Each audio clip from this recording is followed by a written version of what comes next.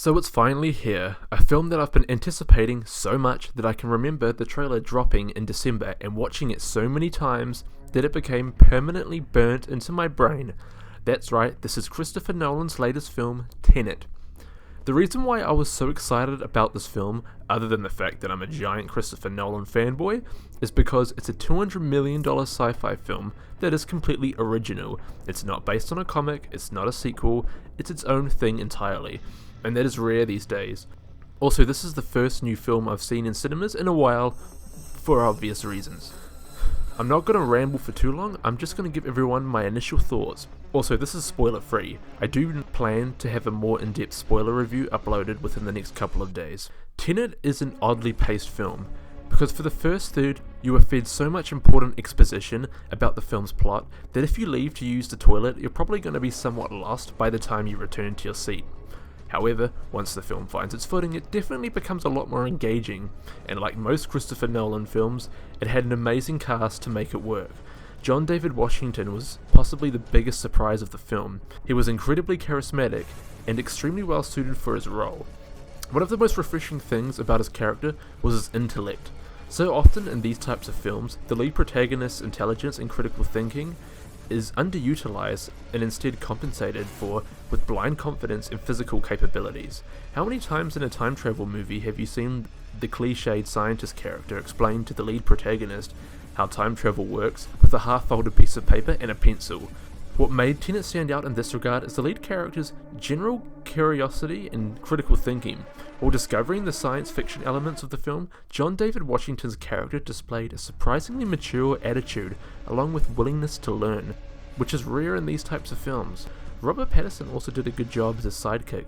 The two characters had great chemistry and it was incredibly fun to watch them pull off elaborate and creatively conceived missions. The film's soundtrack has surprisingly a less obvious presence for a Christopher Nolan film.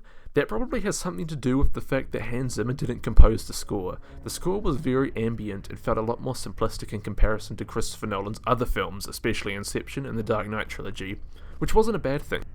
Another thing I appreciated about the film is the premise. There are a lot of sci-fi films that come up with an interesting idea for its premise, but don't explore it anywhere as much as they could.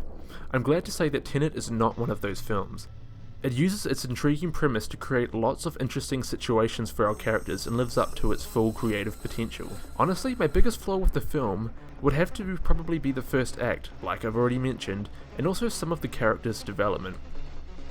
John David Washington's character, while a more than suitable lead protagonist, didn't feel as well fleshed out as I personally would have liked. The thing with Christopher Nolan films is that his characters usually have some sort of tragic backstory, the most joked about one being the dead wife trope. However, John David Washington didn't have much of a backstory as I can recall. I'm not sure if that was an intentional creative choice on Christopher Nolan's part to avoid old territory. Either way, I felt myself hungry for anything to help flesh him out just a little bit more. I should also mention that the choreography, while mostly impressive, did have some clumsy moments, which isn't unusual for a Christopher Nolan film. Another technical issue I had was with the film's editing, believe it or not.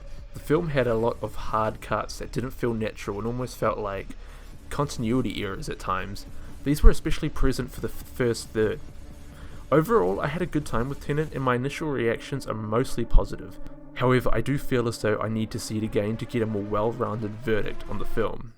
I am currently working on a more in-depth spoiler-filled review, which I will be posting within the next couple of days. I'm also currently working on a Lord of the Rings analysis video. Please subscribe and stay tuned for those.